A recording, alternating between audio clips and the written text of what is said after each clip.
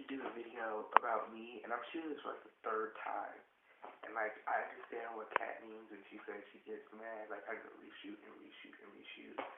So yeah, I'm shooting this for like the third time, and I'm just gonna tell you kind of like some of the magical stuff that I've studied. Um, I've done lots of energy work. I'm a past life reader, and I'm also. Hold on. I'm sorry. This bothers me. Uh, yeah, I wear black and yellow because it's the color of my goddess. But I done a lot of past life work, past life energy work, and I read energies. I'm a spirit walker. That's my gift, if you can call it that. Because like sometimes I'll just look at someone and I can start walking through their spirit, like, and it's a hard gift to have because what a spirit walker essentially is like they see your spirit as a landscape, and so the landscape tells you things about them. Like I once read a man, and his landscape was a desert, and what that tells me about him is he's like very harsh and truthful and honest, and sometimes very very dry sense of humor. And I see animals in the landscape, which tell me what are his spirit animals, and those spirit animals also represent his personality. So it's just like very, like I saw a cobra and a sand snake and a scorpion, and sand snakes are known for like how they move in the sand. They just sort of wiggle through it. That just tells me that he likes to wiggle out of situations, and it was just stuff like that. Um, but off topic. Magically, I studied animal magic, runes, I Ching, numerology, card divination. I've studied domino divination, which I just have I can do by my best. I usually solve that. I don't know why. Uh, I I study meditation, circle casting, and most of my circle casting is like from me reading books. And a really good book for that is Silver Ravenwolf's To Stir a Magic Cauldron, because she has a whole section on circle castings and how to write them and what they should mean. And then she also has a section on like the different types of spirits, I guess you could call, I guess if you want to say, the different kind of spirits and energy you can call upon to do this circle casting. So like, she has a section on angels. She has a section on angels, the elementals, totem animals, which is animal work. Um, she has an animal on plants, which I thought was like really weird.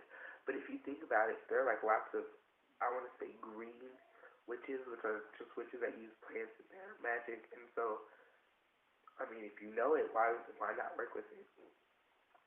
Uh, I have studied Egyptian magic, the basics of that, and then a little bit more like ancient Egyptian magic. So like, I've read the Dead text, or the Book of the Dead, whichever one you feel is better. The Book of the Dead consists of spells that help the dead person pass through the afterlife. And in my practice, which is Egyptian hoodoo, and those might not be two things you mix together, but they mix together because I'm a Kemetic hoodoo, and hoodoo is just herbal work and healing. But it might be something different. I mean, if you feel it's something different, this is just my opinion. Hoodoo is just work that some people mix in with the orishas, and that's just because hoodoo. That's my little brother. That's my little brother, and he's yelling, and he doesn't know how to walk upstairs. It's just like,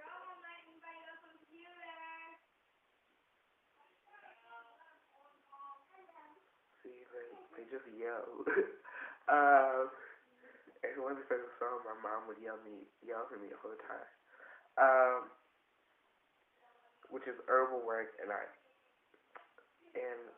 hoodoo is herbal work, and Egyptian magic focuses more to the Zeptepi, which is Zeptepi are myths in the Egyptian religion, and like whenever you do an Egyptian spell, it has to be based on a myth, on an Egyptian myth, which I find to be true about most spells. Most spells are based on myths. Uh, I've actually done a healing spell with my cat, and I'll get into that. I'll get into that later. But yeah, um, I've studied lots of deities. I've studied Celtic deities, Arthurian deities, who else? Uh, there isn't really a gypsy deity, but I've studied gypsy magic. Um, I've studied the Kabbalist. I actually have a big book over there. And hold on, let me get it. Oh, I scared my cat. This is Leo. That's my cat. And that's the big thing, the kitty litter I bought from today. Yeah, I don't know why it's so cute. um, so I have this book, the the Magician's Table of Correspondences, and it actually does have a section in here on Egyptian magic. It talks about the Kabbalist, and it has a section for Egyptian correspondences and monthly signs, and the monthly signs are actually gods. And we'll discuss those. We'll discuss why they're gods later, because it's wrapped up in a myth, oddly enough.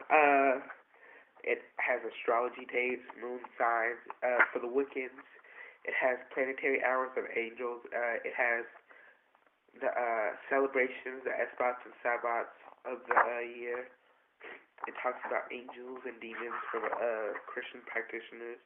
The Egyptian deity list, which is like, it's a very small list, and this is mostly the Heliopsis, which is a list of deities that were centered in the main part of Egypt. Mostly, it was centered in the main part of Egypt, so like it would consist of Ra, Hathor, Sekhmet, Beset, Hathor. Who else? Hathor, Sekhmet, Beset, Isis, Thoth, Jed, which is the earth god, and Nut, which is the sky goddess, which is something that I found really interesting. Ptah, he's the creator god. I'll talk about all of these guys in my video. And it has a section on hieroglyphics. But you should really take this like with a grain of salt, because like it's not really like, it's detailed, but like if you were going to use these in a spell, you shouldn't. Like, you would be much better just going to a website and looking up how to write these words in Egyptian. But if you feel like you feel like this is good enough, go for it. Because like I've studied the hieroglyphs, and while some of these hieroglyphs stay the same, some of them change depending on what words you're mixing them with. So yeah, this is actually a spell of hieroglyphics, and it translates underneath, and I thought that was cool. And it teaches you how to pronounce the thing. And you see the word nitru, and nitru is nitru.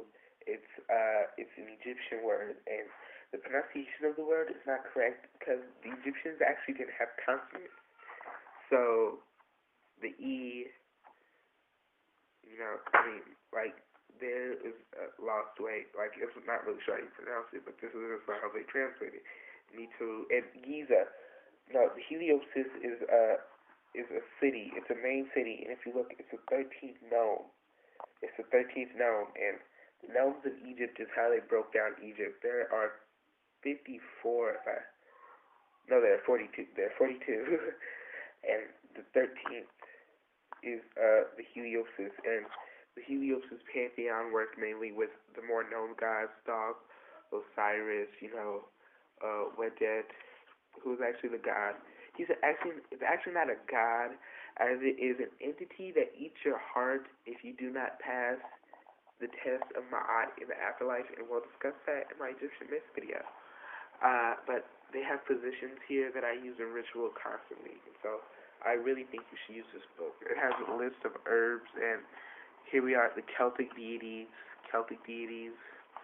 It talks a lot. I've studied through most of this book, and I refer to it a lot. Uh, and it has a section on rooms, which I use a lot,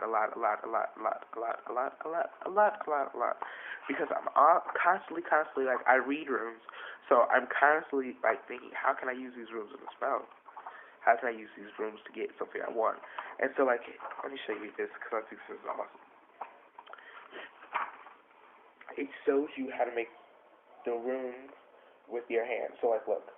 Okay, this is the rune node, and this is how you make it with your hand. And so, or like, this one. This is the rune Sig, or Sieg, and this is how you make it with your hand. And that's just, like, so cool, because that means that, like, I can use this. Like, I could be doing a symbol in front of somebody to do something to them, and they wouldn't even know. They'd be like, what is that? I don't know, that's weird. But, I mean, I'm just a weird person. And then it has the rune meanings, or what the elements are. It associates them with deities, but the deities are Celtic. No, the deities are Norse, because runes are Norse, of course. Norse, of course. It rhymes. I'm a poet, and I didn't know it. But there's a lot of information in this book, and I would strongly suggest buying it if you cannot find it. I bought this at the half price bookstore for like $15-12, which is not really half price, but it was worth every penny of it. It was made by the Golden Dawn. So you might type in Magician Table Golden Dawn, and this book might come up, or the website might come up, and that'll be a link to the book, and that's my computer. It's an Apple. I'm living like that, y'all.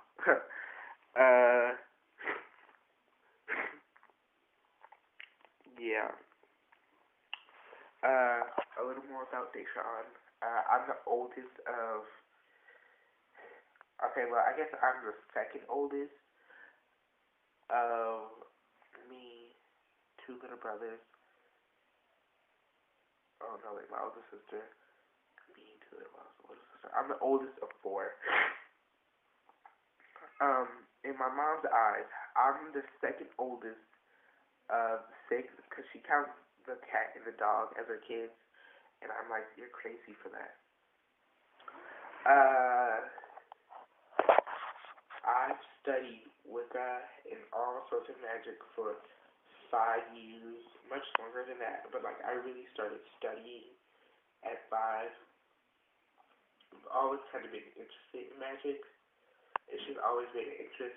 And I'm not even gonna lie, I'm one of those people that woke up one morning and said, I want to be a witch, but the difference is I've had my gifts since I was like 4 or 5. Like, I would get mad and something would fall, or I would feel really sad and the clouds would come. And you know what? Like, now that I really think about it, as a child, I probably used my gifts a lot more than I really knew about. I'm a Leo, which means that I'm naturally a giving person, an outgoing person. So these videos, and an outrageous person at the same time, because I believe I'm a Virgo. I believe my moon sign is a Virgo. But I'll just go all out for these videos. Like, I might even edit some of them later. I don't know. If I'm feeling like really crazy, I might edit these videos. Yeah. No, I'm not that crazy. I have a very dry sense of humor. I have a very dry throat right now. You can probably hear it.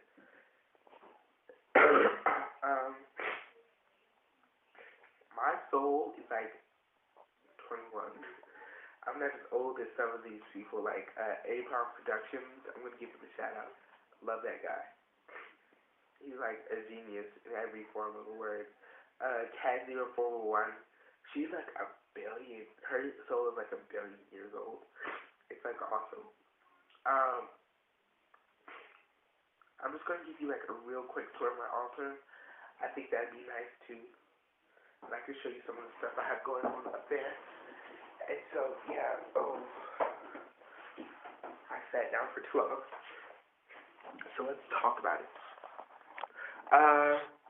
This is a candle. This is a candle holder, I guess I should say. And I use it to burn motive candles whenever I work. These 3 candle stick holders hold water. Cause my mom bought like 80 of them at a yard sale, and I was just like, I'm gonna take them. This is lust powder. I made this myself. The ingredients to it is like it's Egyptian based with a little bit of hoodoo, a little bit of modern culture, and whatever I can find in my house. Cause like it's kitchen witchery, and like you know the rule for kitchen witchery. If it's in the kitchen and it has the correspondences, you use it. This is a moonstone ring that belonged to my grandmother. So yeah. That was an old candle, and the spell is actually Egyptian. That's why there's an incense lit around the flame. And I'll explain that later. This is like a cauldron that I made. If you can see, I kind of etched into the side of it. And there's an etching in the bottom that's very sacred, and so I can't show you that. This over here is, these are shells and offerings to my goddess, and this is actually a cleansing shell. And what I'll do is I'll take some holy water and I'll put it in here. Put it in here. Hold on a second. Just look at my great smile for a second or two. Leo, get up off of that. Leo, move. Leo, stop being stubborn. Gosh. Hey! Stop it. You think I would have got a pet donkey? It's just like, go. You think I would have a pet donkey? It's just like so much easier. But yeah, what I'll do is I'll put like holy water in here, and I'll say this is the water of the god Hapi. And Hapi is actually the god of the Nile. He's the god of fertility. And if you look around, which I was just like, I'll wait 5 seconds while you Google it. Okay, so I'm back. He's just like a god of. He's a god of the river, and like most of the time, if you see him, I don't think I have a picture in my books, but if you see him, he'll be depicted as a man. Well, just Google him. I think it's easier to explain that way. Just Google him, because I'm lazy. This is my rose quartz. Love rose quartz. Love it, love it, love it. You can feel the energy coming off of it. I wish we had energy vision, like just so you could see that. Oh wait, I wonder if this camera does have thermal. I don't know. Elevator. This is peacock ore. Peacock ore is good for like psychic and divination, and like I don't have a huge chunk of it, but like I bought this for 99 cents, and it's always 99 cents. So like if you ever want some, I might go ahead and give it away for like $1. I think $1 is like a fair price, and I bought this for $1 too. This is a decent sized piece. It's not big. It's not too small. I guess it might be too small for some of you, but it's not too small for me because it's easy to carry around with me and put in a crystal cage. Over here we have a pine cone because of the season. And it actually has seeds in it still, which means that like when spring rolls around, I might take some of these seeds out and plant them. This is a sun charm for the sun god Ra. And my goddess Sekhmet, this is a representation of her, is actually a sun goddess. This is Hathor. Hathor is the cow goddess, and she's more of a moon goddess. But she's also seen as a sun goddess because the myth goes that Ra felt like his daughter, Sekhmet, was becoming too out of control. And so what he did was he had 3 of his fastest servants fill the Nile. I think that was that doorbell. He had 3 of his fastest servants fill the Nile with mud or a reddish mud, and wine. And Sekhmet, being the out of control war goddess, crazy girl that she is, she was like, oh, it's blood, I'll drink it. And she became heavily intoxicated and became more docile and loving. And the product of that is Hathor. This is a picture of good and evil, and there's my shadow. Ooh, shadow was fine. I'm sorry. I'm a teenager. I'm a teenage mind. This is the picture of good and evil, and good and evil are forever entangled in each other. And so that's why I tell people that, like, especially Wiccans, when you try not to do spells to harm people, you're harming people. Love spells harm people. You want to make him love you, that's harming people, and that's controlling his free will. This is a gold coin. It's not real gold. It's not even real fake gold. It's plastic. But gold was very sacred to them because it represented the sun god. This, on the other hand, is real gold. So, yeah. Keep that near, too. These over here are, this over here is my meditation stone. And so, like, I'll go sit at my meditation altar, which is, like, it's over in that direction. And I'll focus on this stone. And, like, every time I focus on this stone, I get exactly what I'm thinking about. This is my money basket offering prayer spell, I guess. What it is like you put money in the basket, and then you put a doll of you representing you over the basket, and money is attracted to you through that. Holy water, like I said, I use this for cleansing, goes in the shells. Mortar and pestle and oil. This is sweet pea jasmine oil. Now, sweet pea is representative of the air spirit, and I don't work with any of the guys in the air spirit because, well, just because I haven't found one that I like. But whenever I meet an air spirit element, I just burn that. This is my protection. This is the Eye of Ra, and it's painted on all. It's carved into all these sides of this. On the bottom, I've written a little something to keep negative spirits away. It also burns incense at the top, like I just put the stick incense up there and it stays. So let me, like, rebuild that side of the altar.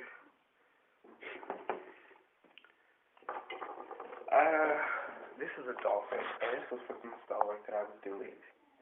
And it's symbolic and sympathy magic, and so I studied that as well. Cause you know, like as a teenager, you study all kinds of stuff and see what really fits. I think that's my little sister coming upstairs. She's only 3 and she's like really cute. I might throw a picture in here, just for the fun of you being able to see her. This is my familiar Leo. He's very, very lazy and suspicious and paranoid. And then you see his eyes, they glow. Look at his eyes. Look at his eyes. What the hell are you doing? Get the light out of my eyes. Oh yes, that little thing over there is a mortar and pestle. And I don't really use the pestle part. What I use is a ruler because I think that works a lot better than a pestle, especially with the bottom. Because the bottom is shaped weird. Like, I don't even know. I think I bought this at a yard sale. And like, it's not rounded at the bottom like it's supposed to be, so yeah. Making me sniffing a lot, and that's because I don't want to get up to blow my nose, because I have to take you on an adventure to my house, and my house is not perfect for viewing right now. It's a little bit messy. Oh, we have the spider lantern up here, and that's representative too. I want something called Global Witches, and Global Witches is like this page for witches to connect and do everything. And so I actually bought this lantern on Halloween, and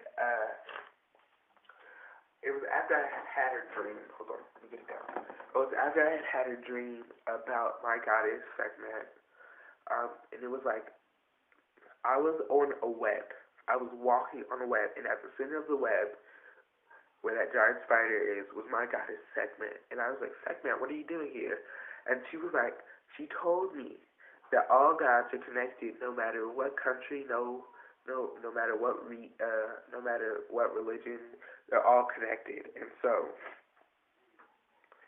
Um, and so I bought this with the idea that like all things are connected, like the trees are connected to the air, are connected to the ground, are connected to the water, all through the spirit. And I've really carried that with me. All things are connected. And as a teenager, I have a short temper, and then you take that my guidance can possess me at any time. I have a really, really short temper because my guidance is a big thing about loyalty. We'll get to that in our next video as well. And so, I try to keep in mind that all things are connected, and that their negativity is connected to other negativity. So I should connect my positivity, or and their negativity is connecting to my negativity, which is causing negativity in my life, like a web. You pluck one string of the web, the whole web falls. But what instead I should do is connect my positivity to other positive things, and I get a positive outcome of life. And that's how that would be.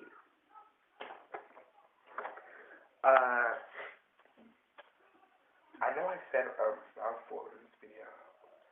I think I'm just going to end this video now, and I'll do my Egyptian gods video next, and so that should be on. So these should be on. This one should be on really late tonight, and the next one should be on tomorrow. Yeah. So bye.